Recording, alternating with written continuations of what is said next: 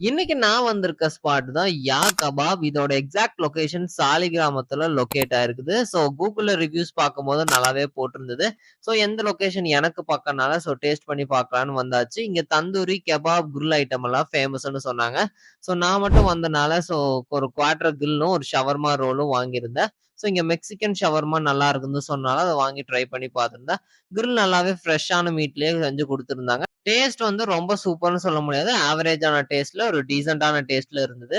அதுக்கப்புறம் Mexican shawarma try பண்ணி பார்த்தேன். நல்லா ஸ்பைசியாவே இருந்தது. எனக்கு ரொம்பவே புடிச்சிருந்தது.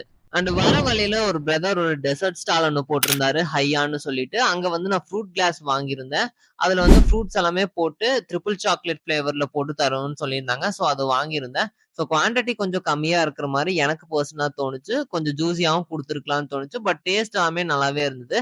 ஸோ இந்த சைடு சாலிகிராமம் வந்தீங்கன்னா, ரிலையன்ஸ் ட்ரெண்ட்ஸ்க்கு ஸ்லைட் ஆப்போசிட்ல லொகேட் ஆயிருக்கிறாரு. ஸோ வந்தீங்கன்னா கண்டிப்பா இவர சப்போர்ட் பண்ணுங்க. ஸோ லாஸ்ட்டா டெசர்ட் சாப்பிட்டு வர வழியில தர்பூசணி ஸ்லைஸ் வாங்கிட்டு கிளம்பிட்டேன். டாட்டா.